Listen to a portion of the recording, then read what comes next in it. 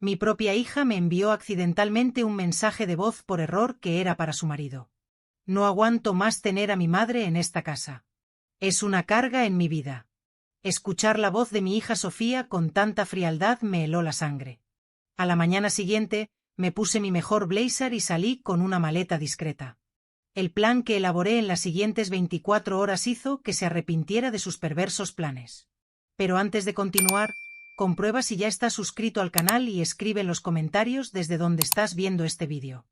Nos encanta saber hasta dónde están llegando nuestras historias. Mi nombre es Lucía Ortega, tengo 65 años y nunca imaginé que la mayor traición de mi vida vendría de quien más amaba. Dicen que los ojos son la ventana del alma, pero los de mi hija Sofía Ortega se convirtieron en espejos que reflejaban solo ambición y frialdad. ¿Cómo no me di cuenta antes? Tal vez el amor materno sea realmente ciego.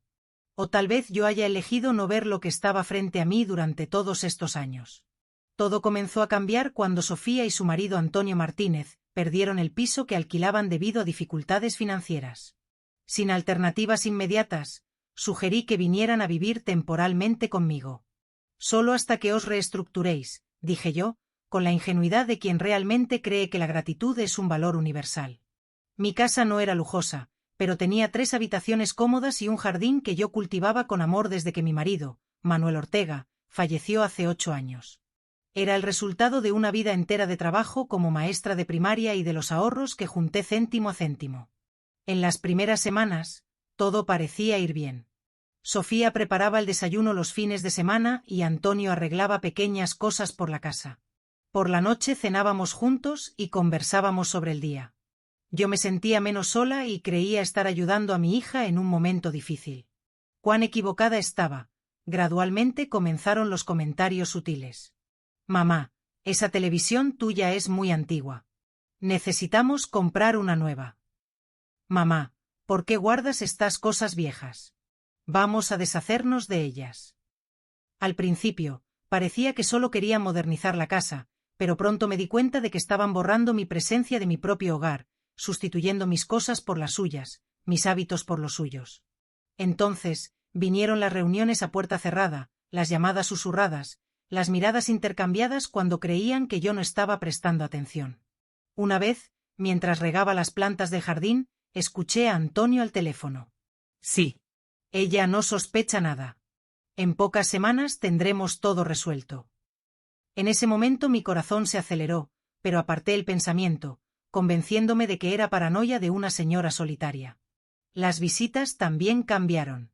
Personas que yo nunca había visto antes comenzaron a aparecer en mi casa. Un médico que, según Sofía, estaba allí para verificar mi tensión, una trabajadora social que quería evaluar mis condiciones de vida. Y, por último, un hombre que se presentó como especialista en cuidados para mayores. Todos llegaban cuando Sofía los citaba, nunca preguntándome si yo quería aquellas visitas. Recuerdo claramente el día en que comencé a sentir que algo realmente malo estaba sucediendo. Estaba en la cocina preparando un té cuando escuché a Sofía conversando con una prima suya, Raquel, que trabajaba en una notaría. Los documentos están casi listos, decía Raquel. Si continuamos con este plan, en un mes habremos transferido todo a vuestro nombre sin que ella se dé cuenta. Cuando entré en el salón, las dos cambiaron inmediatamente de tema, pero yo vi a Raquel guardar rápidamente una carpeta con papeles. Aquella noche no pude dormir. Las piezas comenzaban a encajar en mi mente, formando un rompecabezas terrible. ¿Será que mi propia hija estaba planeando quitarme mi casa? ¿Sería posible que la sangre de mi sangre pudiese traicionarme de esa forma? Me convencí de que estaba imaginando cosas, que la edad me estaba volviendo desconfiada, pero la confirmación de todas mis sospechas vino de forma inesperada un martes cualquiera, mientras Sofía y Antonio estaban fuera. Mi móvil sonó con una notificación.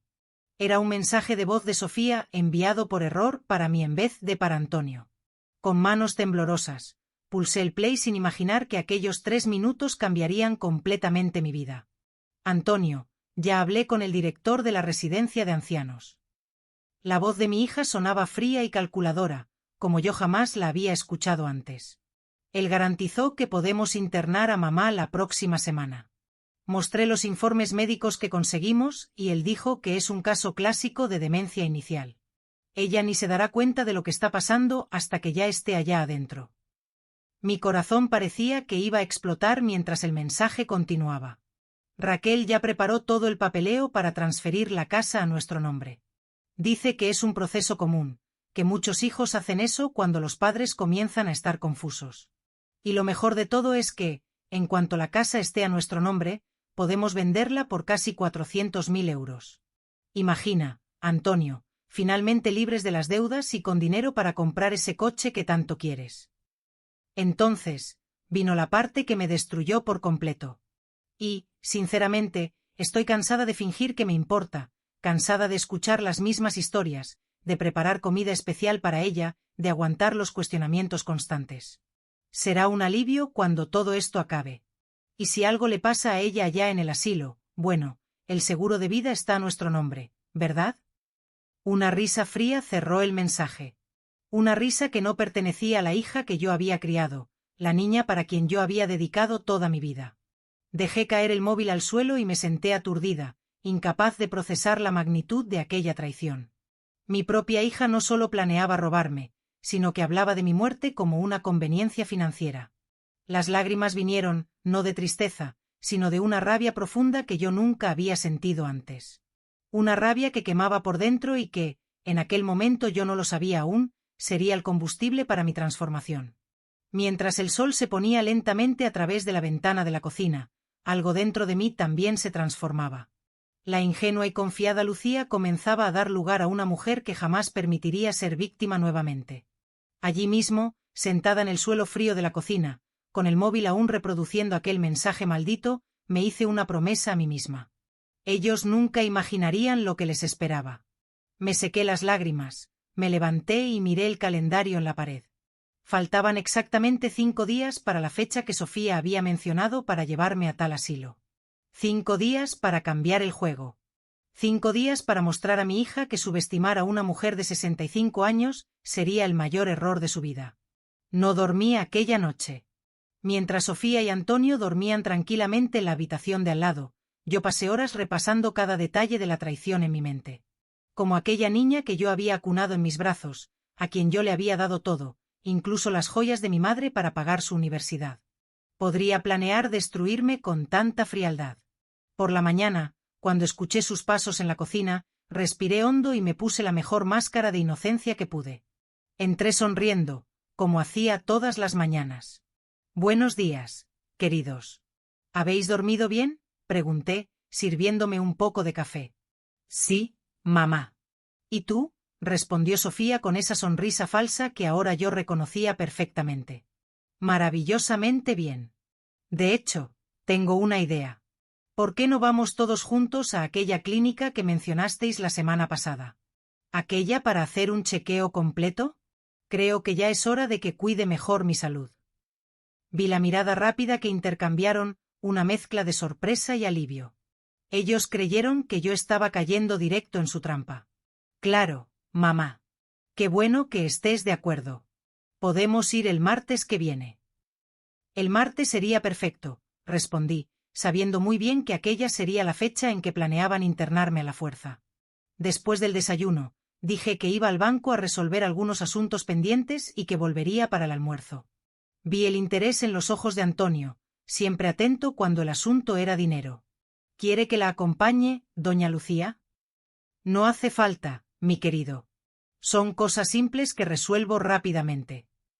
Salí de casa usando mi mejor conjunto, un traje azul marino que reservaba para ocasiones especiales.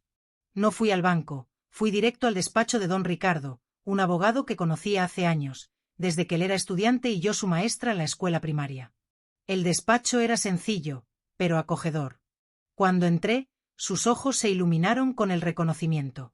Maestra Lucía, qué sorpresa maravillosa. Me senté frente a él y, sin rodeos, conté todo lo que estaba sucediendo.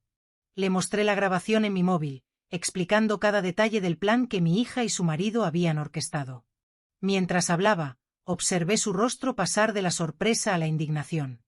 Esto es, maestra, esto es terrible y completamente ilegal.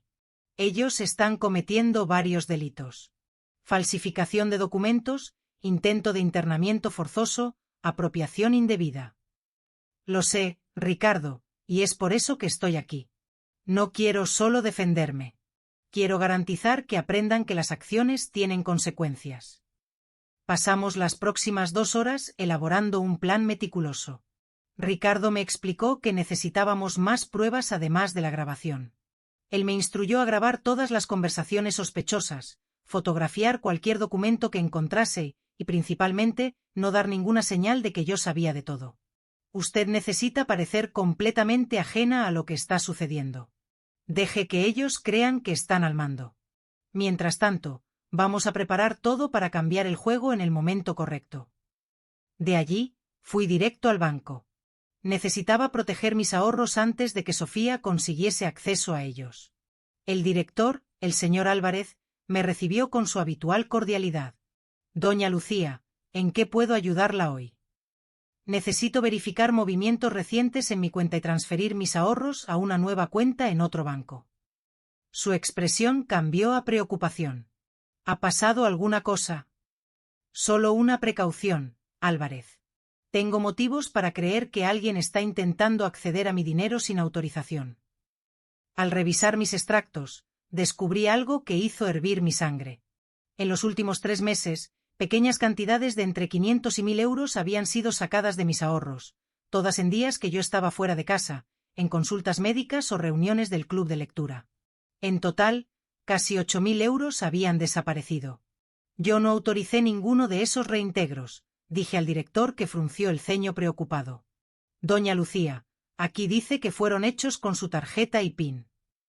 Fue entonces que me acordé. Cierta vez, Sofía me había pedido mi tarjeta y contraseña para comprar un medicamento para mí mientras yo estaba en cama con gripe. Ella nunca devolvió la tarjeta, diciendo que la había guardado en un lugar seguro. ¡Qué tonta había sido yo!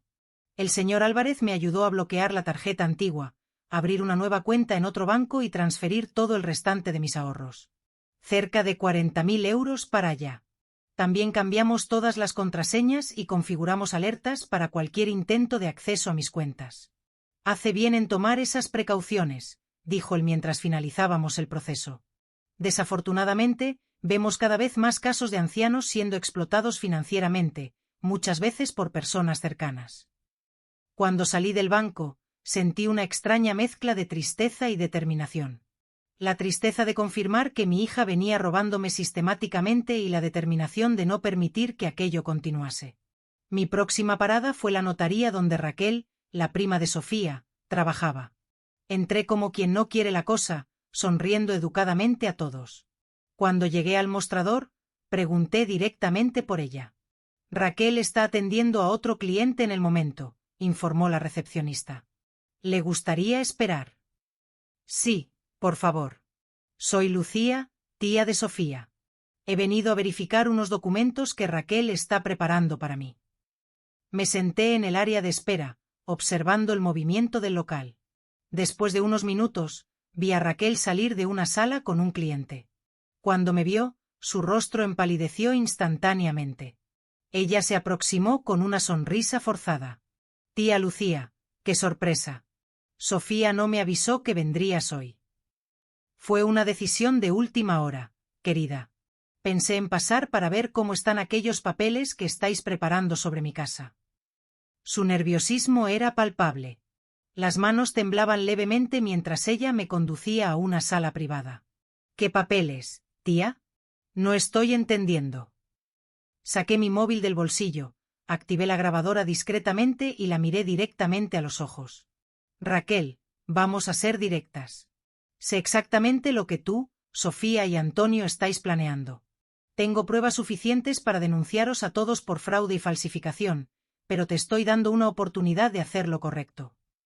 El rostro de ella perdió todo el color, comenzó a tartamudear, negando todo, pero yo la interrumpí. Tengo una grabación de Sofía hablando sobre todo el plan, incluyendo tu participación. No pierdas tu tiempo negando. Fue como si un dique se rompiese. Raquel se derrumbó en lágrimas, confesando todo entre sollozos. Como Sofía la había convencido para ayudar, prometiendo un porcentaje de la venta de la casa, como habían falsificado mi firma en varios documentos. Como planeaban declararme mentalmente incapaz, basados en informes médicos fraudulentos. Tía Lucía, te juro que no quería hacer esto. Sofía dijo que era por tu bien, que estabas volviéndote confusa y necesitabas cuidados especiales. ¿Y tú te creíste eso? Mírame, Raquel. ¿Te parezco confusa?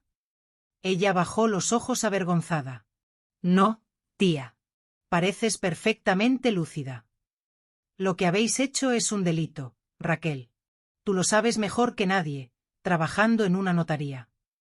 Por favor, tía, no me denuncies. Tengo 2 hijos pequeños.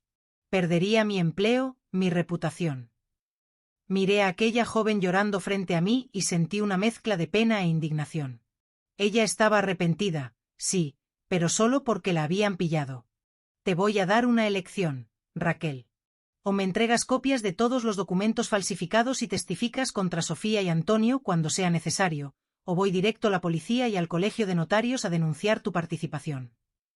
Ella estuvo de acuerdo inmediatamente, las manos aún temblando mientras reunía todos los papeles que probaban la conspiración. Documentos de transferencia de propiedad con mi firma falsificada.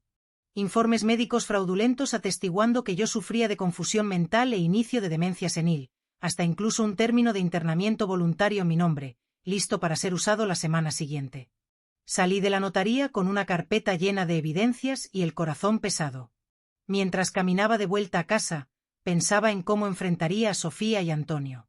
Ellos esperaban a una vieja, ingenua y manipulable, pero encontrarían a una mujer determinada a luchar por su dignidad hasta el fin. Volví a casa cargando no solo la carpeta con documentos, sino también el peso de la traición. En el camino, paré en una tienda de electrónica y compré una pequeña grabadora digital, algo más fiable que el móvil para registrar conversaciones. El vendedor, un muchacho joven, me miró con curiosidad cuando expliqué que necesitaba algo discreto y de larga duración. ¿Es usted periodista?, preguntó él mientras me mostraba cómo operar el dispositivo. No, joven, soy apenas una señora intentando proteger lo que es suyo. Llegué a casa poco antes de la cena. Sofía estaba en la cocina preparando algo que olía bien. Al verme, sonrió como si nada estuviese mal, como si no hubiese pasado los últimos meses planeando mi ruina. Mamá, estaba preocupada. ¿Has tardado tanto en el banco? Tenía muchas cosas que resolver, querida. Ya sabes cómo es la burocracia. ¿Y lo has resuelto todo?, preguntó Antonio, entrando a la cocina con aquel interés mal disimulado que ahora yo reconocía tan bien. Casi todo. Algunos detalles aún necesitan ser finalizados. Durante la cena, los observé atentamente. La facilidad con que mentían, la naturalidad de las sonrisas falsas, las preguntas aparentemente inocentes sobre mi salud, mi dinero, mis planes. ¿Cómo pude estar tan ciega por tanto tiempo? Mamá, estuve pensando, comenzó Sofía mientras servía el postre. Tal vez deberías considerar vender esta casa. Es muy grande para una persona sola. Da mucho trabajo mantenerla.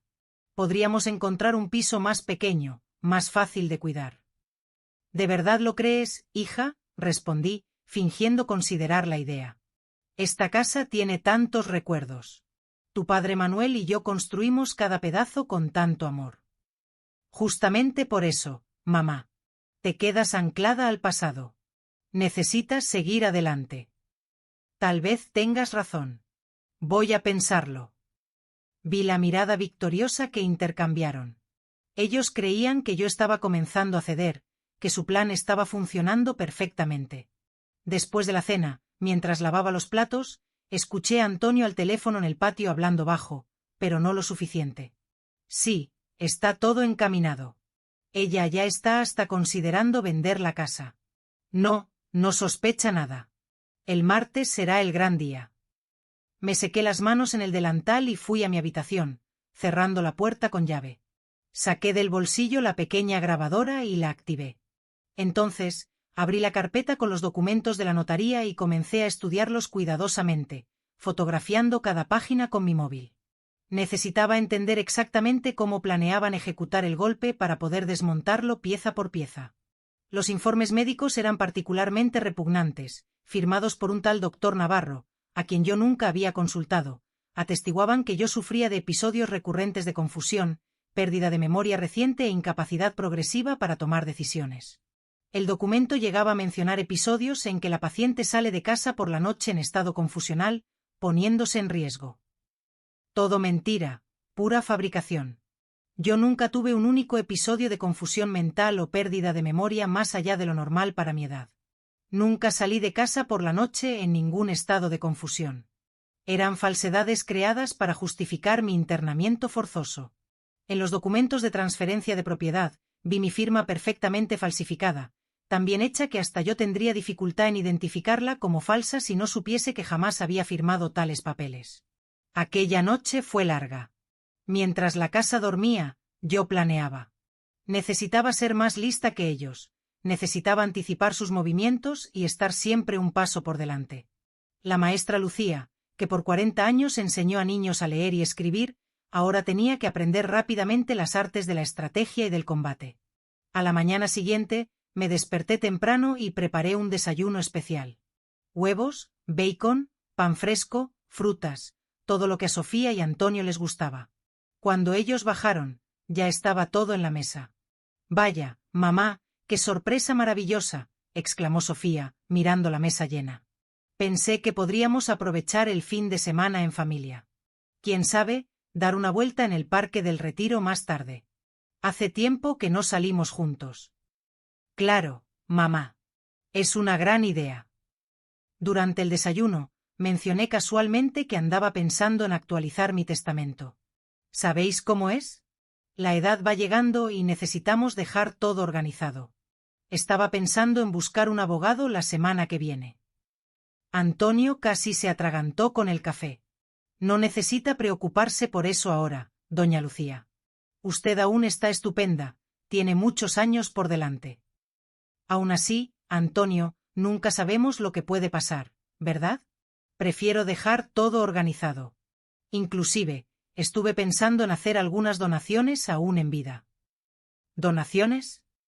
La voz de Sofía subió una octava. ¿Qué tipo de donaciones? Ah, nada de más. Tal vez ayudar a aquella institución de caridad que siempre apoyé. Ellos hacen un trabajo maravilloso con ancianos abandonados. El resto del día fue tenso, a pesar de las apariencias. Fuimos al parque como acordamos. Nos hicimos fotos, sonreímos, una familia feliz a los ojos de cualquier observador casual, pero yo podía sentir la ansiedad de ellos creciendo. Mi mención al testamento y las donaciones había lanzado una variable inesperada en sus planes bien calculados. Cuando volvimos a casa, Sofía recibió una llamada y fue a atenderla al balcón. Me puse la grabadora en el bolsillo y la seguí silenciosamente, parando lo suficientemente cerca para oír, pero no para ser vista. «No sé, Raquel. Ella está diferente hoy, hablando de testamento, de donaciones. ¿Crees que sospecha algo?» «No, es imposible. Tomamos todas las precauciones». «Sí». «¿Los documentos para el martes están todos listos?» «Genial. No podemos arriesgarnos a perder esta oportunidad». Volví rápidamente a la cocina antes de que ella terminase la llamada. Mi corazón latía acelerado, pero no de miedo, sino de determinación. La confirmación de que el plan continuaba para el martes solo aumentaba mi resolución. El domingo, sugerí que fuésemos a misa. Sofía pareció sorprendida. Yo raramente iba a la iglesia, pero estuvo de acuerdo. Durante el sermón sobre perdón y traición, observé su rostro en busca de alguna señal de culpa. Algún indicio de que la hija que yo crié aún existía ahí debajo. A la salida de la iglesia, encontramos a doña Carmen, mi vecina de hace más de 30 años. «Lucía, qué bueno verte. He andado preocupada. Hace semanas que no te veo en el jardín». «Estoy bien, Carmen. Apenas ocupada con la visita de Sofía y Antonio». «Ah, sí. Sofía me dijo el otro día que no te has sentido muy bien, que andas olvidadiza». Sentí como si me hubiesen dado una bofetada.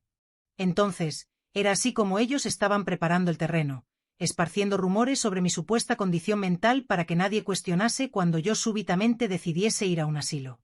Imagínate, Carmen, nunca estuve mejor. Debo haber dado esa impresión porque ando distraída planeando un viaje.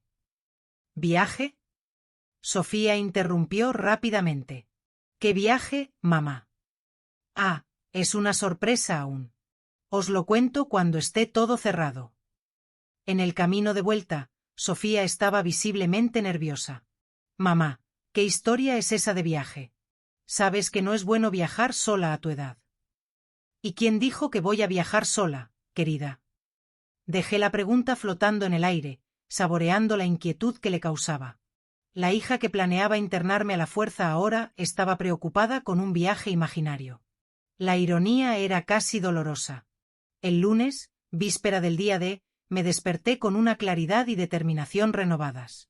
Hice mi maleta discretamente, colocando solo lo esencial: documentos, algunas ropas, objetos de valor sentimental. La escondí en el fondo del armario, donde sabía que no buscarían.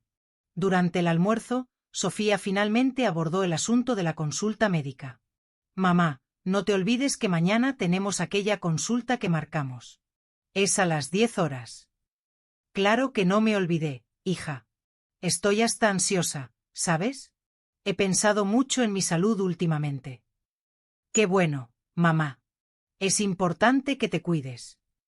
Sí, al final quiero estar bien para aprovechar muchos años aún. ¿Sabíais que Li Qingwen vivió hasta los 256 años? Claro, los registros son cuestionables, pero aún así es inspirador pensar que podemos vivir tanto tiempo con los cuidados correctos. Antonio rió nerviosamente. 256 años, doña Lucía, eso es imposible. Quién sabe, Antonio, la vida está llena de sorpresas. Aquella noche, preparé una cena especial. Usé la mejor vajilla, encendí velas, abrí un vino que guardaba para ocasiones especiales. Sofía y Antonio parecían confundidos con mi súbita festividad. ¿Estamos celebrando algo, mamá? La vida, hija. Estamos celebrando la vida y sus giros inesperados. Mientras comíamos, hablé sobre recuerdos antiguos, sobre cuando Sofía era pequeña, sobre los sacrificios que hice para criarla sola después de que su padre Manuel nos dejó, falleció. Hablé sobre cómo vendí mis joyas para pagar su universidad, sobre cómo trabajé horas extras dando clases particulares para garantizar que ella tuviese todo lo que necesitaba. Sabes, Sofía, lo que más me enorgullece es ver que cría una hija fuerte, independiente, alguien que sabe lo que quiere y va a por ello, no importa el coste. Ella bajó los ojos y, por un momento, un brevísimo momento, pensé haber visto un destello de culpa en su rostro, pero pasó tan rápido que podría haber sido solo un truco de la luz de las velas. Después de la cena me despedí diciendo que estaba cansada. Mañana será un gran día, ¿verdad? Necesito descansar bien.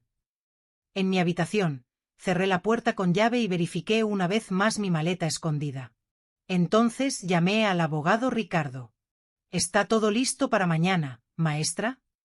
Sí, Ricardo. ¿A qué hora debo encontrarlo?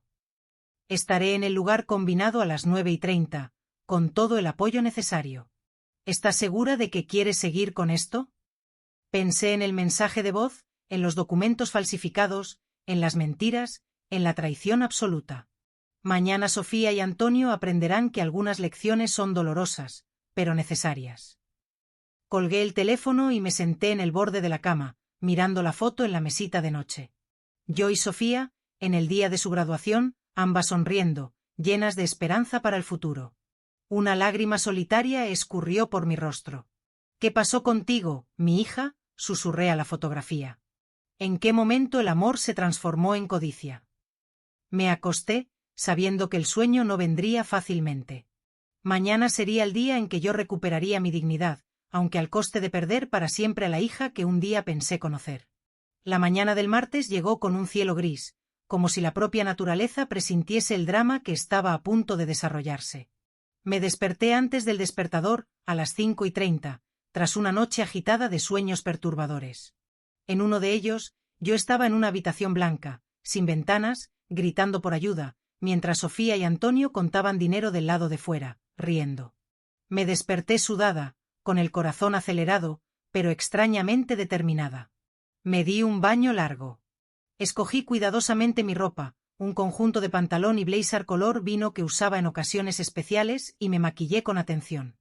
Si aquel sería el día de la verdad, yo enfrentaría todo con dignidad.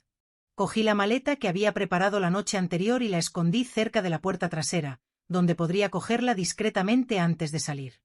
En la cocina, comencé a preparar el desayuno como si fuese un día común.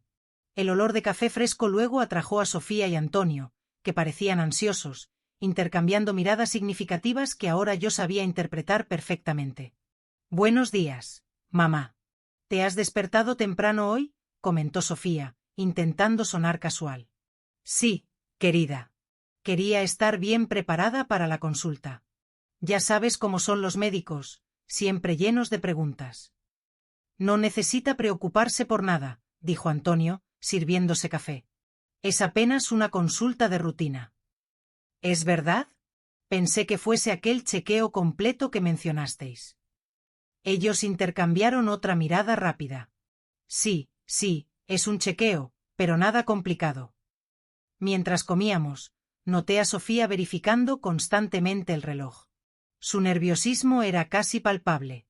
Ella apenas tocó la comida, bebiendo apenas un poco de café. «¿Está todo bien, hija? Pareces tensa».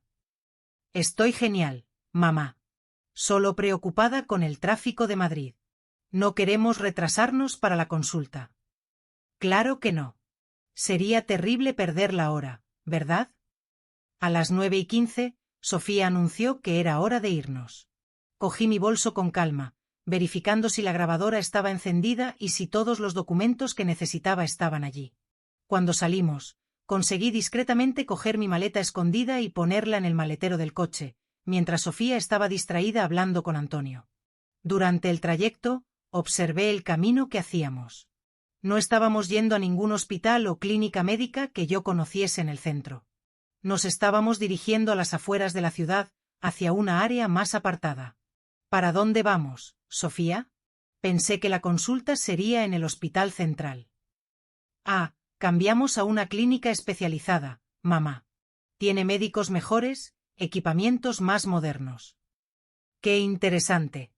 ¿Y cómo se llama esa clínica?». «Residencia La Esperanza», respondió ella sin mirarme a los ojos. «Es un complejo médico muy reputado». Reconocí el nombre inmediatamente del audio que había escuchado.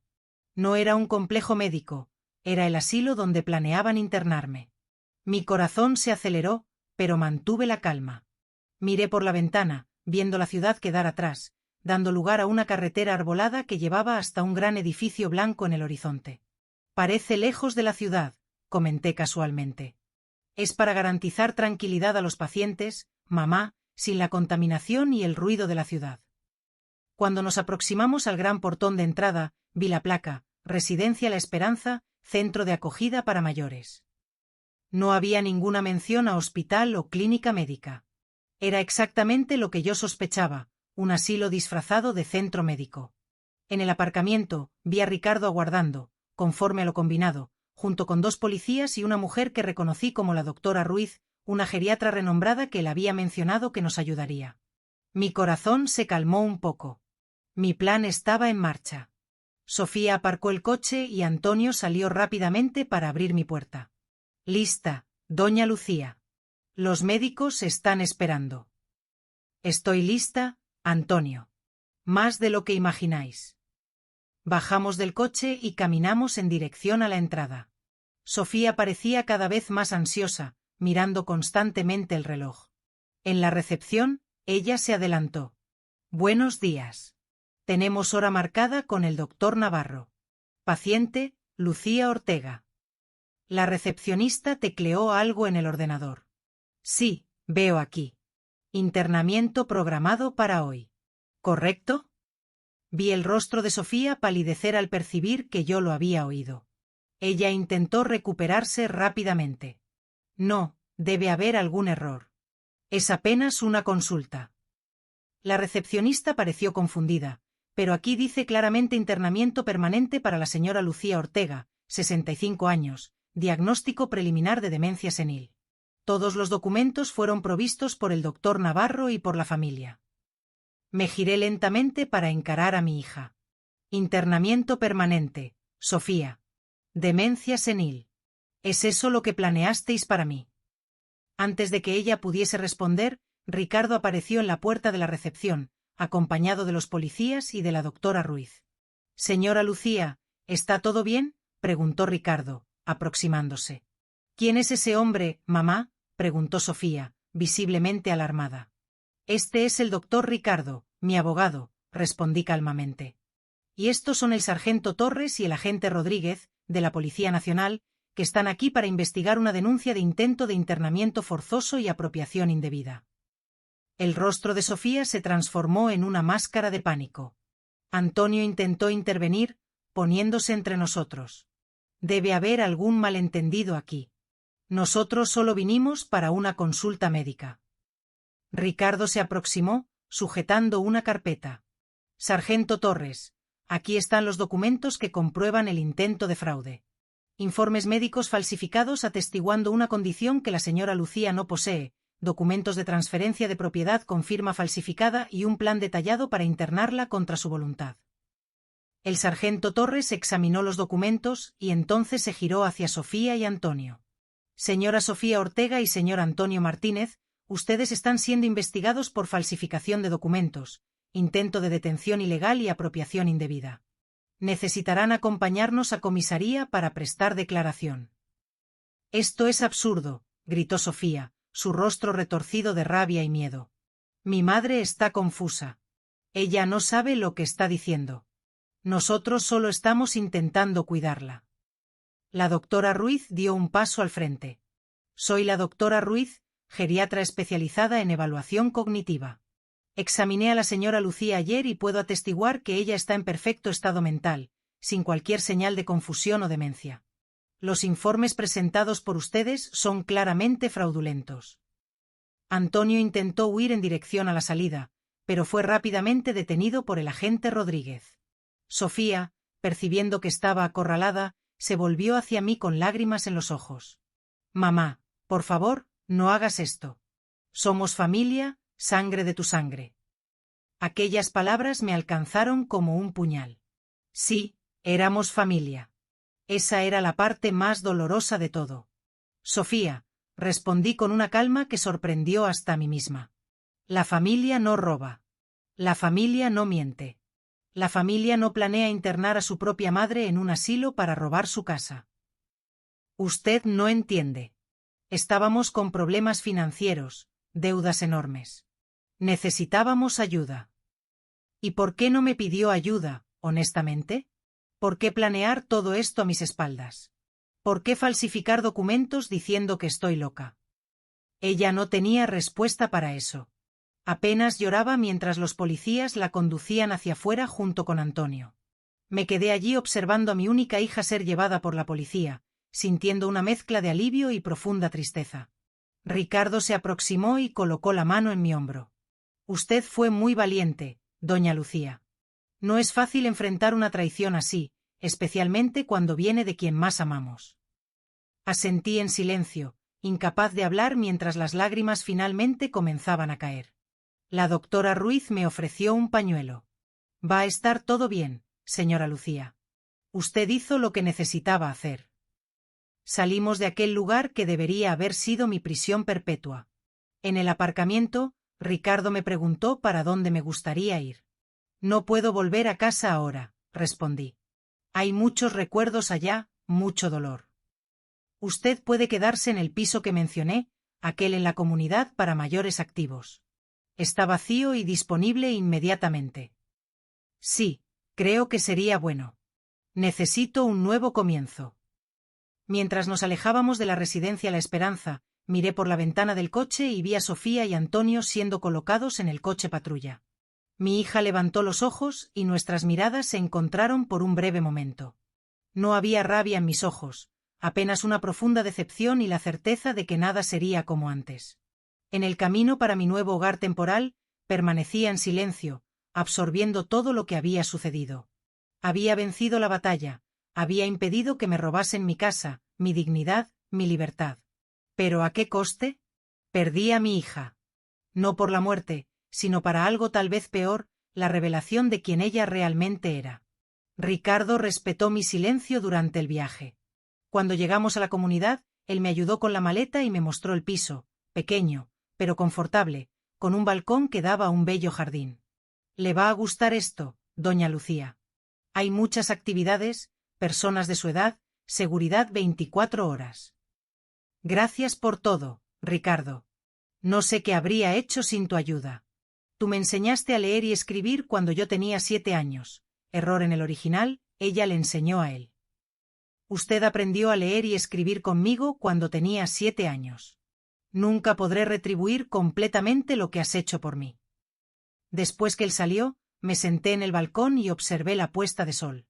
Era el fin de un capítulo doloroso de mi vida, pero también el inicio de algo nuevo. Por primera vez en meses, respiré profundamente, sintiendo el peso de la opresión disiparse. Estaba libre, herida, traicionada, pero libre. Aquella noche, acostada en una cama extraña, en un lugar desconocido, lloré hasta dormirme. Lloré por la hija que había perdido, por la confianza quebrada, por los años de sacrificio que parecían ahora tan desperdiciados. Pero lloré también de alivio por haber encontrado la fuerza para enfrentar la verdad y defender lo que era mío por derecho, mi vida, mi dignidad, mi futuro.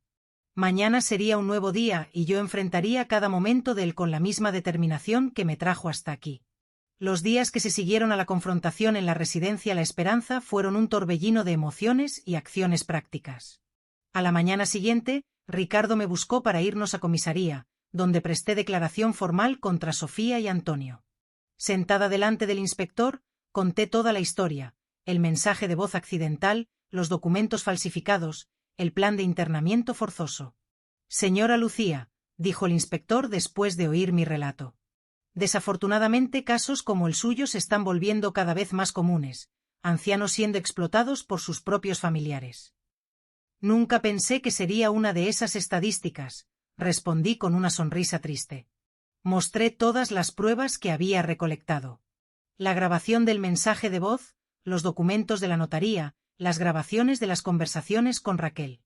El inspector tomó notas detalladas, su rostro volviéndose más grave con cada nueva evidencia. Tenemos un caso sólido aquí, él comentó, mirando a Ricardo. Falsificación de documentos, intento de internamiento forzoso, apropiación indebida, son acusaciones serias. ¿Y cuánto tiempo ellos pueden quedarse presos?, pregunté, sintiendo una mezcla extraña de justicia y tristeza. Depende del proceso, pero pueden enfrentar de 2 a 6 años, dependiendo de cómo el juez evalúe la gravedad del caso. Salí de la comisaría con sentimientos encontrados. Parte de mí sentía que se estaba haciendo justicia. Otra parte lamentaba profundamente que hubiésemos llegado a ese punto. Cómo una madre procesa a la propia hija. Cómo llegamos a ese abismo intransitable. En los días que se siguieron, enfrenté otras batallas.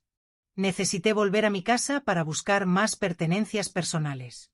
Ricardo insistió en acompañarme, preocupado con mi estado emocional. Entrar en aquella casa, mi casa, fue como volver a visitar el escenario de un crimen. Cada habitación guardaba ahora recuerdos contaminados. La cocina donde Sofía y yo habíamos cocinado juntas tantas veces ahora me recordaba las conversaciones falsas, las sonrisas mentirosas. El salón donde veíamos películas juntas ahora parecía el palco de una gran farsa. Caminé lentamente por el pasillo hasta la habitación de Sofía, que ella había ocupado con Antonio en las últimas semanas. Abrí la puerta y me quedé parada en la entrada, mirando aquel espacio que un día había sido decorado con pósteres de grupos adolescentes y peluches, y ahora estaba repleto de ropas caras y objetos de lujo. Encima del tocador, vi una foto mía con Sofía sacada en su graduación. Cogí el portarretratos con manos temblorosas. En aquella foto, nos abrazábamos una a la otra, sonrientes, llenas de esperanza para el futuro. ¿Dónde había comenzado la desconexión? ¿En qué momento mi niña de sonrisa dulce se transformó en una mujer capaz de planear fríamente la destrucción de la propia madre? Doña Lucía. La voz de Ricardo me trajo de vuelta al presente. ¿Está usted bien? Coloqué la foto de vuelta en el tocador. Estoy, Ricardo, apenas recordando tiempos mejores. Recogí lo que necesitaba, más ropas, algunos libros queridos, álbumes de fotografías, las pocas joyas que aún me quedaban y nos preparamos para salir. En la puerta, miré para atrás una última vez. Aquella casa, construida con tanto amor a lo largo de décadas, ahora parecía apenas un envoltorio vacío, desprovisto de los recuerdos felices que un día la llenaron. ¿Qué pretende usted hacer con la casa?, preguntó Ricardo mientras conducía de vuelta a la comunidad. Aún no lo sé. No consigo imaginar volviendo a vivir allá, pero también no quiero vender. No ahora. Entiendo. Usted tiene tiempo para decidir. Mientras tanto, el piso en la comunidad es suyo por el tiempo que necesite. Una semana después de la prisión de Sofía y Antonio, recibí una llamada inesperada. Era Raquel, la prima que había ayudado a falsificar los documentos. Tía Lucía, ¿puedo hablar contigo? Su voz estaba trémula, casi irreconocible. Diga, Raquel. Yo quería pedir perdón. Sé que lo que hice, disculpa, pero quiero que sepas que estoy profundamente arrepentida. Cerré los ojos, sintiendo el peso de aquellas palabras. ¿Perdiste tu empleo en la notaría? Sí, fui despedida en cuanto la denuncia fue formalizada. Están abriendo un proceso administrativo contra mí también. ¿Y tus hijos? Oí un sollozo del otro lado de la línea. Están bien dentro de lo posible. Mi madre me está ayudando a cuidar de ellos mientras busco otro trabajo. Suspiré profundamente. Raquel, lo que hiciste fue grave. No solo me traicionaste, sino que traicionaste la confianza pública depositada en ti como funcionaria de una notaría. Pero yo lo sé, tía. No espero perdón. Solo quería que supieses que... Déjame terminar, interrumpí con firmeza. Lo que hiciste fue grave, pero creo que fuiste en parte manipulada por Sofía y Antonio. Voy a hablar con Ricardo sobre la posibilidad de testificar a tu favor, explicando que cooperaste voluntariamente después que te confronté. Hubo un momento de silencio, entonces más sollozos. Usted haría eso por mí después de todo. No lo hago por ti, Raquel. Lo hago porque creo en segundas oportunidades, especialmente para quien demuestra arrepentimiento genuino, y lo hago por tus hijos que no deben pagar por los errores de la madre. Después de colgar, me senté en el balcón de mi nuevo piso, observando el movimiento en el jardín de la comunidad. Ancianos caminaban, conversaban, jugaban al ajedrez, todos viviendo sus años dorados con dignidad e independencia. ¿Sería que yo conseguiría reconstruir mi vida así? ¿Encontrar alegría nuevamente después de tamaña traición? 2 semanas después, recibí otra llamada inesperada. Era el abogado de Sofía. Señora Lucía, soy el doctor Méndez, abogado designado para representar a su hija.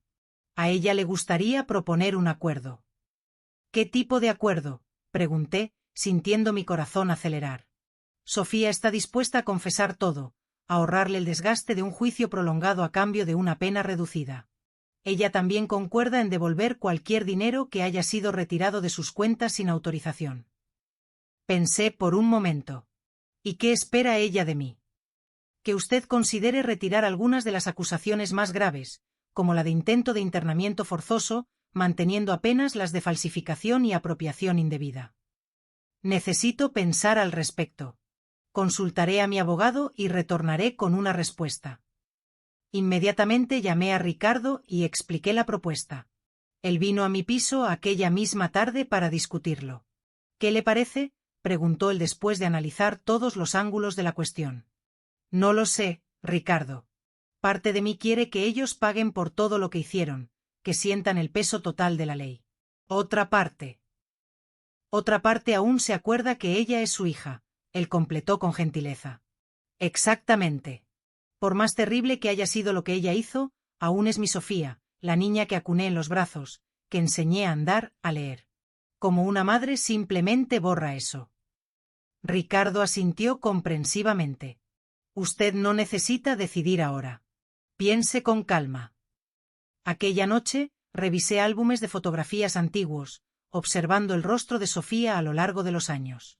El bebé de mejillas rosadas que sonreía sin dientes. La niña de trenzas que sujetaba orgullosamente su primer dibujo. La adolescente con aparato en los dientes que hacía muecas para la cámara. La joven con toga y birrete en el día de la graduación. ¿En qué momento aquella persona que yo amaba tanto se había transformado en alguien capaz de planear mi destrucción? Después de una noche de insomnio, tomé mi decisión. Llamé a Ricardo temprano. Acepto el acuerdo con una condición adicional. ¿Cuál condición, doña Lucía? Quiero que Sofía haga un curso de concienciación sobre el tratamiento de ancianos mientras esté cumpliendo su pena. Quiero que ella entienda realmente el impacto de lo que hizo, no solo a mí, sino a lo que representa para la sociedad como un todo. Ricardo se quedó en silencio por un momento, entonces dijo: es una condición inusual, pero justa. Voy a comunicarlo a su abogado. El acuerdo fue aceptado. Sofía cumpliría una pena reducida de 1 año en régimen semiabierto, devolvería el dinero que había retirado de mis cuentas, cerca de 8.000 euros, y participaría del curso que yo había solicitado. Antonio, por haber sido considerado cómplice y no mentor del plan, recibió una pena de 8 meses en régimen abierto. Antes de que fuesen transferidos para cumplir sus penas, pedí visitar a Sofía en la comisaría donde estaba detenida. Ricardo se ofreció para acompañarme, pero decidí que necesitaba hacer aquello sola. La sala de visitas era pequeña y austera, una mesa de metal, 2 sillas, paredes grises. Cuando Sofía entró, escoltada por una policía, casi no la reconocí. Sin maquillaje, con ojeras profundas y el pelo despeinado, parecía haber envejecido 10 años en apenas algunas semanas. «Mamá», ella dijo en voz baja, sentándose frente a mí. «Gracias por venir». Miré a mi hija, esa extraña que yo conocía tan bien, y sentí un nudo en la garganta. «¿Cómo estás siendo tratada?» «Bien, dentro de lo posible. La comida es horrible y las camas son duras, pero nadie me maltrata». Nos quedamos en silencio por algunos minutos, el peso de todo lo que había sucedido flotando entre nosotras como una nube pesada. «¿Por qué, Sofía?» La pregunta escapó de mis labios antes de que pudiese contenerla. «¿Por qué hacerme esto? ¿Qué hice yo para merecer tamaña traición?» Ella bajó los ojos, incapaz de sustentar mi mirada. «No fue por tu causa, mamá. Fue... Estábamos desesperados. Las deudas solo aumentaban. El banco amenazando con quitarnos el piso. Antonio perdiendo el empleo. ¿Y por qué no me pidieron ayuda honestamente? ¿Por qué todo ese plan elaborado, las mentiras, la crueldad?» Una lágrima escurrió por el rostro de ella. «Porque sabíamos que dirías que no. Siempre fuiste tan cuidadosa con el dinero, tan preocupada en guardar para el futuro y necesitábamos mucho más de lo que podrías dar. Entonces, decidieron tomarlo todo». Ella asintió aún sin mirarme. Comenzó como una idea absurda. Algo que Antonio mencionó en un momento de desesperación.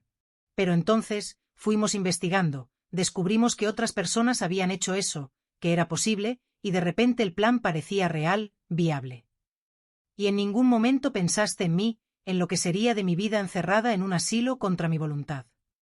Finalmente, ella levantó los ojos rojos de lágrimas.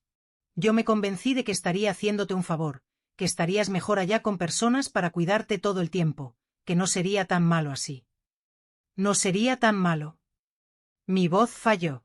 «Sofía, ustedes planeaban robarme todo. Mi casa, mi libertad, mi dignidad. Falsificaron documentos diciendo que yo estaba loca. ¿Cómo eso podría no ser tan malo?» Ella comenzó a sollozar, escondiendo el rostro en las manos. «Lo sé, mamá, lo sé. No tengo cómo justificar lo que hicimos. Fue monstruoso, imperdonable». La policía en la puerta hizo una señal de que nuestro tiempo estaba acabando. Me levanté, sintiéndome exhausta, como si hubiese corrido un maratón. «Sofía, acepté el acuerdo porque, a pesar de todo, aún eres mi hija. No consigo odiarte, por más que haya intentado, pero tampoco consigo confiar en ti nuevamente, ni imaginar un futuro donde podamos reconstruir lo que teníamos». Ella levantó el rostro marcado por las lágrimas. «Yo entiendo, mamá. Solo quiero que sepas que, aunque no merezca, estoy verdaderamente arrepentida. No por lo que pasó conmigo, sino por lo que te hice, por el dolor que causé». Asentí en silencio. Quería creerle.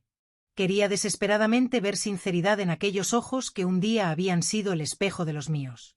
Pero la confianza, una vez quebrada, es como un jarrón precioso estallado. Se pueden pegar los pedazos, pero nunca será el mismo. Adiós, Sofía. Cumple tu pena. Haz el curso que solicité. Reflexiona profundamente sobre tus elecciones. Después de eso, quién sabe lo que el futuro reserva. Salí de aquella sala con pasos firmes, sin mirar hacia atrás. En el pasillo de la comisaría, Me apoyé en la pared fría por un momento, respirando profundamente para contener las lágrimas que amenazaban con caer. No lloraría allí, no daría a nadie el placer de ver mi sufrimiento. Al salir a la calle soleada de Madrid, sentí como si un capítulo doloroso estuviese finalmente cerrándose. No había perdón aún. Tal vez nunca hubiese completamente. Pero había un camino por delante, un camino que yo tendría que trillar sola, redescubriendo quién era Lucía ahora, a los 65 años, después de la mayor traición de su vida. Mientras Sofía y Antonio cumplían sus penas, yo me dedicaba a reconstruir mi vida. La comunidad para mayores, que inicialmente había sido apenas un refugio temporal, comenzó a volverse un verdadero hogar. Mi pequeño piso ganó toques personales, algunas plantas en el balcón, cuadros en las paredes, una butaca confortable, donde pasé a leer por horas seguidas. Más importante que la decoración, sin embargo, fueron las conexiones que comencé a establecer. Lentamente fui conociendo otros residentes, personas con historias de vida fascinantes y muchas veces marcadas por pérdidas y superaciones como la mía. Doña Cecilia, una viuda de 72 años que vivía en el piso de al lado, fue la primera en romper mi barrera de aislamiento. Apareció en mi puerta cierta mañana con un bizcocho de naranja recién salido del horno. «Percibí que usted no ha participado en las actividades de la comunidad», dijo ella con una sonrisa calurosa. «Pensé que tal vez pudiésemos tomar un café juntas». Aquel gesto simple, un bizcocho, una invitación para café, fue el inicio de una amistad que se volvería fundamental en mi recuperación. Cecilia había perdido al marido por el cáncer después de 45 años de matrimonio y entendía profundamente el duelo, no solo por personas que murieron, sino también por relaciones que se rompieron. Perder a alguien que aún está vivo puede ser aún más doloroso, ella me dijo cierta tarde, mientras caminábamos por el jardín. Porque ves a la persona, sabes que ella está allá, pero no puedes alcanzarla. Exactamente, respondí sorprendida por ella comprender tan bien lo que yo sentía. Es como si Sofía hubiese muerto, pero una extraña con el rostro de ella continuase existiendo. A los pocos, Cecilia me incentivó a participar en las actividades. Comencé con el grupo de lectura que se reunía semanalmente para discutir libros. La literatura siempre había sido mi pasión. Primero como maestra, después como un refugio en los momentos difíciles. Leer y discutir historias con otras personas reavivó algo en mí que había estado adormecido por mucho tiempo. Después vino el coro, las clases de pintura, el grupo de caminata matinal. Cada actividad me presentaba a nuevas personas, nuevas perspectivas, nuevas posibilidades. Descubrí que no era la única que cargaba el peso de la traición familiar. Historias semejantes a la mía emergían en conversaciones privadas, muchas veces susurradas con la vergüenza de quien se siente culpable por ser víctima. Don Augusto, un ingeniero jubilado de 78 años, me contó cómo su hijo y nuera habían vendido su casa mientras él estaba hospitalizado, alegando que era para pagar los gastos médicos, pero usando el dinero para comprar un barco.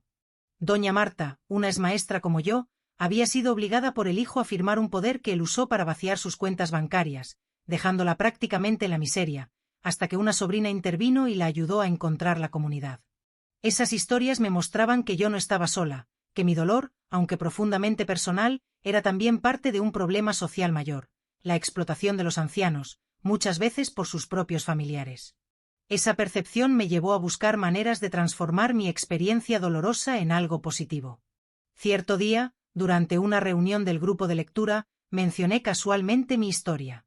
El libro que discutíamos abordaba temas de traición familiar, y algo la discusión abrió las compuertas que yo había mantenido cerradas por tanto tiempo. Nunca conté esto a vosotros, comencé vacilante. Pero estoy aquí porque mi propia hija planeó internarme en un asilo contra mi voluntad para quedarse con mi casa. Un silencio pesado cayó sobre el grupo. Entonces, una a una, las personas comenzaron a compartir sus propias historias. Al final de aquella sesión, la coordinadora del grupo, señora Elisa, se aproximó a mí. Lucía, tu coraje en compartir algo tan doloroso inspiró a muchos de nosotros. ¿Ya pensaste en transformar eso en algo mayor? Tal vez un grupo de apoyo específico para ancianos que enfrentaron abusos familiares. La idea resonó en mí como una campana clara en una mañana silenciosa. En las semanas siguientes, con la ayuda de Elisa y de la administración de la comunidad, organizamos el primer encuentro de lo que vendría a llamarse Renacer, un grupo de apoyo para ancianos que sufrieron abusos, explotación o abandono por parte de familiares. Nuestra primera reunión atrajo apenas 7 personas, incluyéndome a mí y a Elisa. Nos sentamos en círculo en la sala comunitaria, cada uno cargando historias de dolor que raramente osábamos pronunciar en voz alta. El comienzo fue vacilante, con largos silencios y miradas bajas. Tal vez yo deba comenzar, sugerí finalmente, para mostrar que no estamos aquí para juzgar, apenas para oír y apoyar. Conté mi historia completa, el mensaje de voz accidental, los descubrimientos horribles, la confrontación, el proceso legal.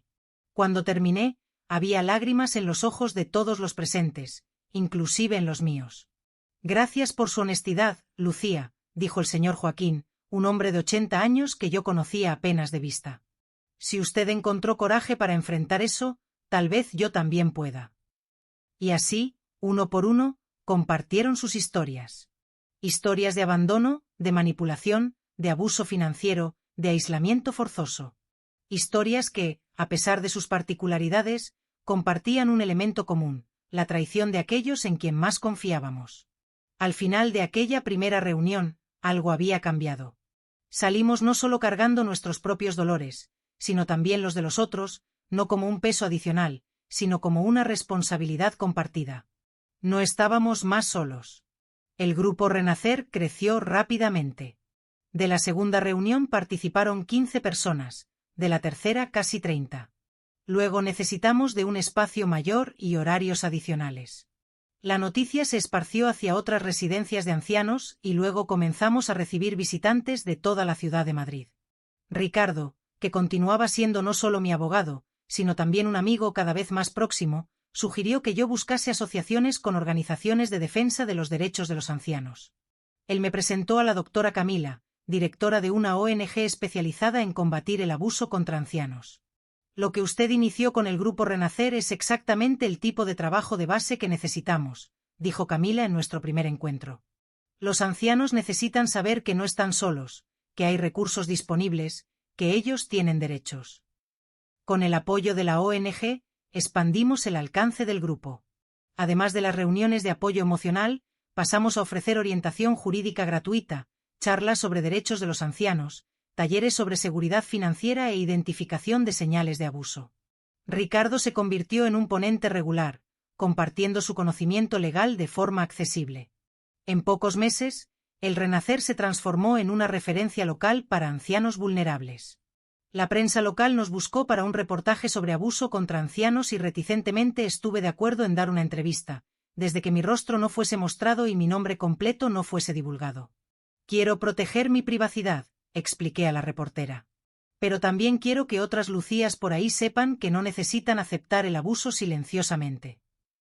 El reportaje salió al aire en un domingo por la noche y el lunes por la mañana mi teléfono no paró de sonar.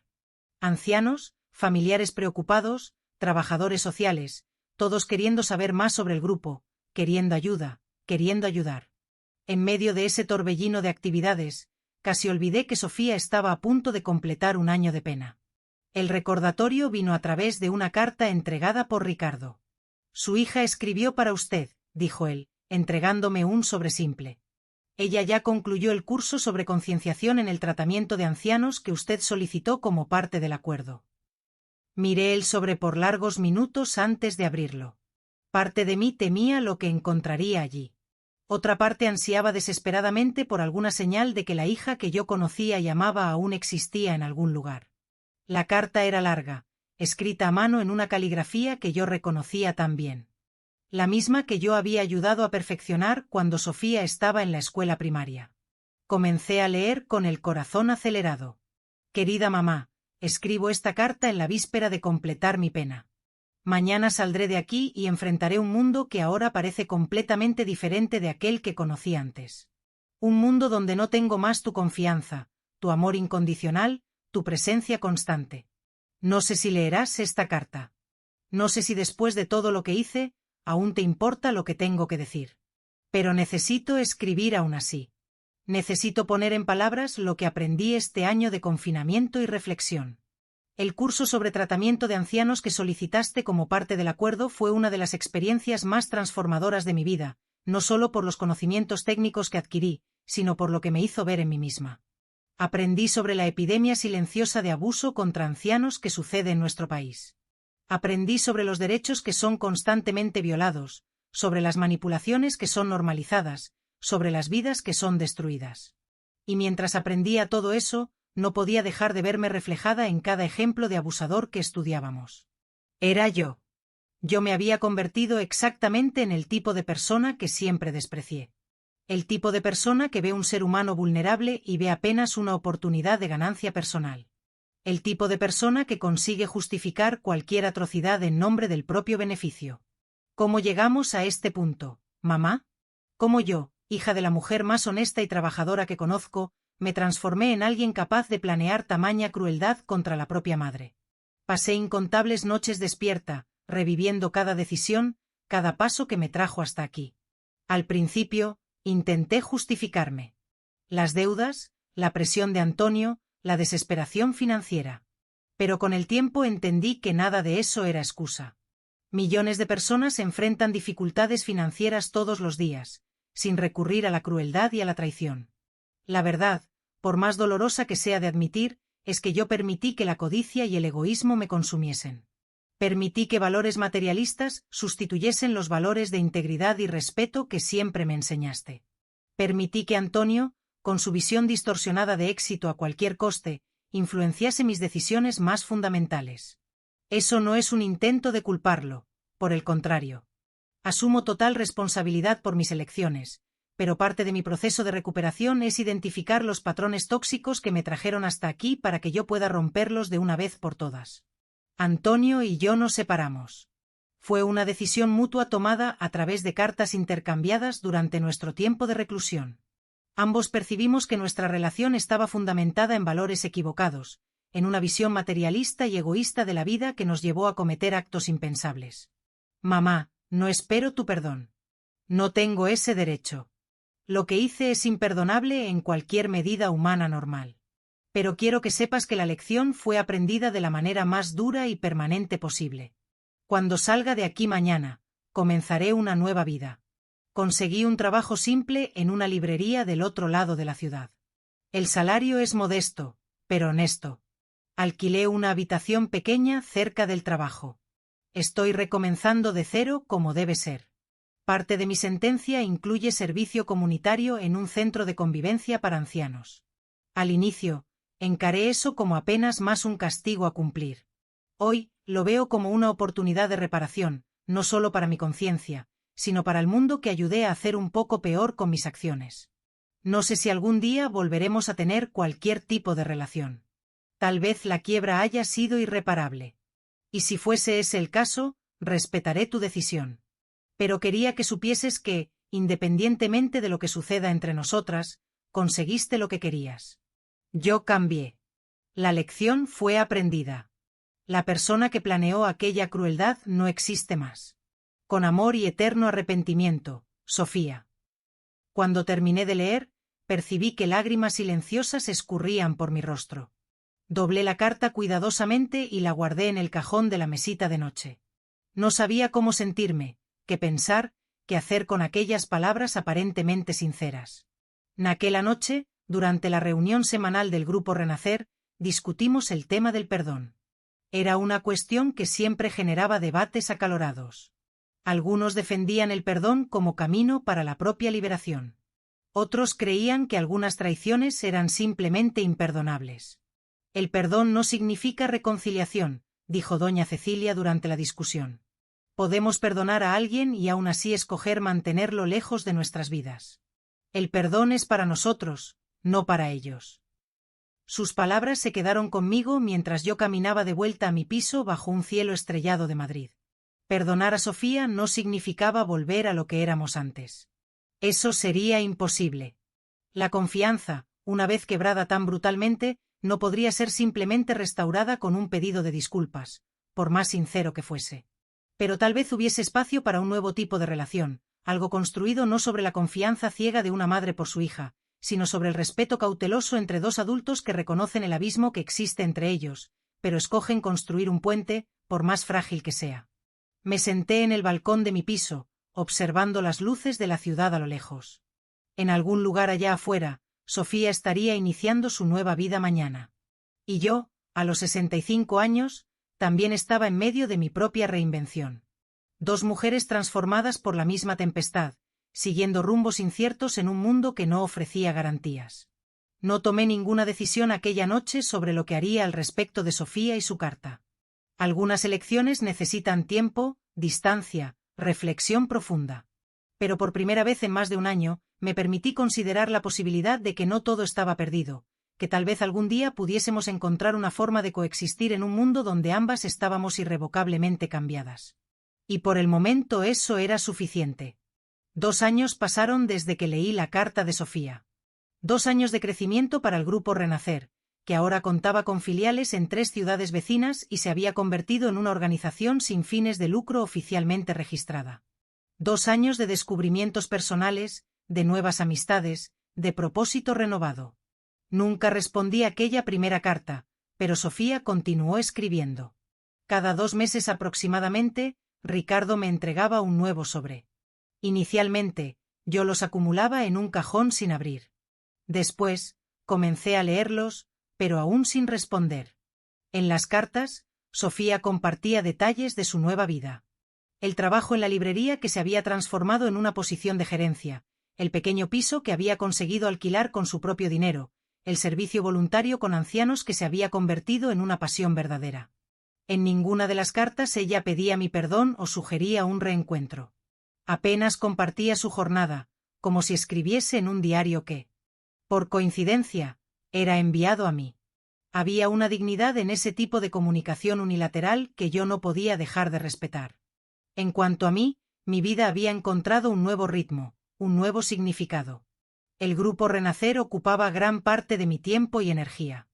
Habíamos conseguido asociaciones con despachos de abogados que ofrecían servicios pro bono para ancianos víctimas de abuso, con universidades que enviaban estudiantes de psicología, derecho y trabajo social para prácticas con nosotros y con órganos públicos que nos ayudaban a identificar casos que necesitaban intervención. Mi casa, aquella que casi me costó todo, estaba ahora alquilada. El dinero del alquiler yo lo donaba integralmente para la organización, reteniendo apenas lo suficiente para cubrir impuestos y mantenimiento. Continuaba viviendo en la comunidad para mayores, que se había convertido verdaderamente en mi hogar. En una mañana de primavera, Ricardo me llamó con una noticia inesperada.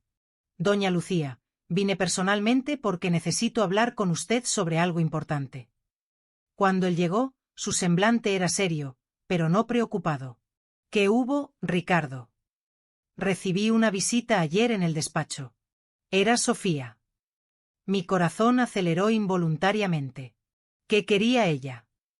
Ella supo del trabajo que usted ha hecho con Renacer. Aparentemente la organización está ganando bastante visibilidad. Sí, el reportaje nacional de la semana pasada debe haber ayudado. ¿Pero qué tiene eso que ver con Sofía? Ricardo respiró hondo antes de continuar. Ella está trabajando con un grupo semejante en otra ciudad, un centro de apoyo para ancianos víctimas de violencia familiar. Dijo que fue inspirada por lo que aprendió en el curso que hizo y por el ejemplo de usted. Aquella información me pilló de sorpresa. En ninguna de las cartas, Sofía había mencionado eso. Ella no quería que yo supiese. Por el contrario, ella temía que, si lo mencionase en las cartas, usted pensaría que ella estaba intentando impresionarla o manipularla de alguna forma. Ella quiso que yo verificase por cuenta propia antes de contárselo a usted. ¿Y lo verificaste? Ricardo asintió. Sí, es legítimo. Ella trabaja allí hace casi un año, inicialmente como voluntaria, ahora como coordinadora de uno de los programas. Por los relatos que obtuve, ella es extremadamente dedicada y competente. Me quedé en silencio, procesando aquella información. Parte de mí quería creer que Sofía había realmente cambiado, que las lecciones dolorosas habían transformado su perspectiva de vida. Otra parte, más cautelosa, me recordaba las sonrisas falsas, las mentiras elaboradas, la frialdad con que ella había planeado mi destrucción. Hay una cosa más, continuó Ricardo, interrumpiendo mis pensamientos. Habrá un Congreso Nacional sobre Derechos de los Ancianos el próximo mes. El Renacer fue invitado a participar, como usted sabe. El grupo de Sofía también estará allá. Lo que significa que probablemente nos encontraremos, concluí. Exactamente. Ella quería que yo le avisase con antelación para que no fuese una sorpresa desagradable. Ella dijo que entenderá perfectamente si usted prefiere que ella no comparezca al evento. Miré por la ventana, observando el jardín de la comunidad, donde algunos residentes jugaban a la petanca tranquilamente. La idea de reencontrar a Sofía, después de tanto tiempo, me causaba una ansiedad que yo no esperaba sentir. No era miedo, no era rabia, era algo más complejo, una mezcla de curiosidad, aprensión y, sorprendentemente, una punzada de esperanza. Dile a ella que no necesita ausentarse por mi causa. El Congreso es importante para ambas organizaciones. Ricardo sonrió levemente. Transmitiré su recado. En las semanas que antecedieron al Congreso, me pillé pensando cada vez más en Sofía. Releí todas sus cartas, esta vez prestando atención no solo al contenido, sino al tono, buscando señales de la persona en que ella se había convertido. Había una humildad genuina en sus palabras, una aceptación de responsabilidad que parecía sincera. No había pedidos, no había expectativas, apenas el compartir honesto de una jornada de reconstrucción. El Congreso sería realizado en un gran centro de convenciones en Madrid. Como coordinadora de Renacer, yo participaría de una mesa redonda sobre iniciativas comunitarias en el combate al abuso contra ancianos. Preparé mi presentación con cuidado, enfocándome en las historias de superación que habíamos atestiguado, en los recursos que habíamos desarrollado, en las asociaciones que habíamos establecido. En la víspera del viaje, recibí un mensaje de texto de un número desconocido. Mamá, es Sofía. Ricardo me dio su número. Espero que no te importe. Quería apenas decir que estoy ansiosa por ver el trabajo increíble que has hecho con Renacer. Independientemente de lo que sucedió entre nosotras, lo que construiste es admirable e importante. Si prefieres, puedo mantenerme distante durante el evento. Es tu decisión. Me quedé mirando el mensaje por mucho tiempo, incierta sobre cómo responder. Finalmente tecleé: gracias por el aviso, Sofía. No necesitas alejarte. Veremos cómo las cosas fluyen naturalmente. Su respuesta vino casi instantáneamente. Gracias. Hasta pronto. El Congreso era mayor de lo que yo había imaginado. Cientos de profesionales, activistas, académicos y representantes gubernamentales reunidos para discutir políticas públicas, iniciativas comunitarias y avances en la protección de los derechos de los ancianos. El stand de Renacer atraía constante interés, con visitantes queriendo saber más sobre nuestro modelo de grupo de apoyo, liderado por Ancianos para Ancianos. Fue en el segundo día del evento, después de mi participación en la mesa redonda, que finalmente vi a Sofía. Ella estaba de pie en el fondo del auditorio, aplaudiendo discretamente, como todos los otros. Nuestras miradas se cruzaron brevemente antes de que yo fuese cercada por personas queriendo intercambiar tarjetas, hacer preguntas, compartir experiencias similares. Más tarde, aquel día, mientras yo descansaba en un banco en el jardín del centro de convenciones, sentí a alguien aproximarse. Sin necesitar mirar, supe que era ella. ¿Puedo sentarme?, preguntó Sofía, su voz tan familiar y al mismo tiempo, tan extraña. Asentí silenciosamente y ella se sentó en la otra punta del banco, manteniendo una distancia respetuosa. Tu presentación fue increíble, ella dijo después de un momento. El trabajo que estás haciendo es realmente transformador. Gracias, respondí, finalmente permitiéndome mirarla directamente. Sofía parecía diferente, no solo más mayor, lo que sería natural después de casi 3 años, sino de alguna forma más auténtica.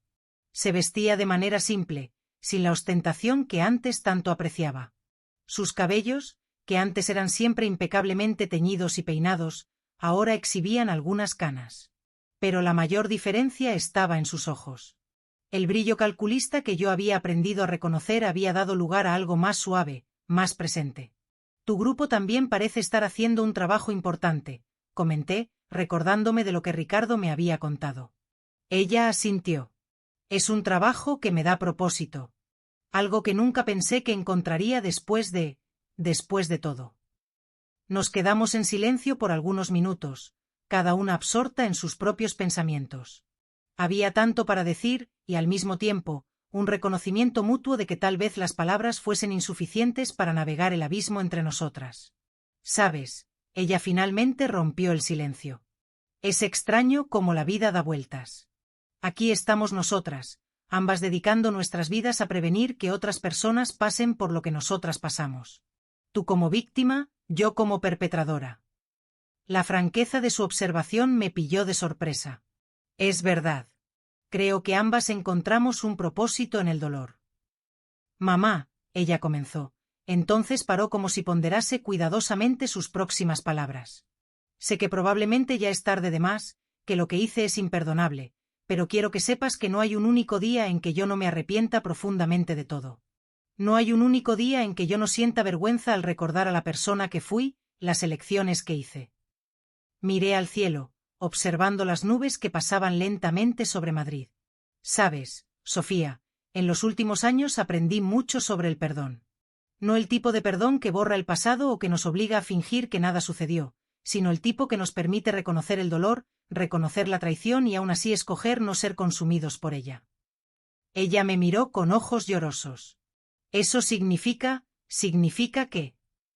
No sé si algún día volveremos a tener la relación que teníamos antes. Aquella confianza, aquella intimidad fue quebrada de una forma que tal vez sea irreparable. Pero tal vez, con el tiempo podamos construir algo nuevo, algo basado no en lo que éramos, sino en lo que nos convertimos. Una lágrima escurrió por el rostro de ella. Yo entiendo y agradezco la oportunidad, por menor que sea. En aquel momento, una joven se aproximó tímidamente. Con permiso, doña Lucía. Soy Mariana de la Asociación de Sevilla. Me encantaría conversar más sobre el programa de mentoría que usted mencionó en la presentación. Me levanté lista para retornar al trabajo que se había convertido en mi pasión. Antes de alejarme, miré a Sofía una última vez. Vamos a cenar juntas mañana por la noche para continuar nuestra conversación. Su rostro se iluminó con una sonrisa cautelosa, esperanzada. Me encantaría.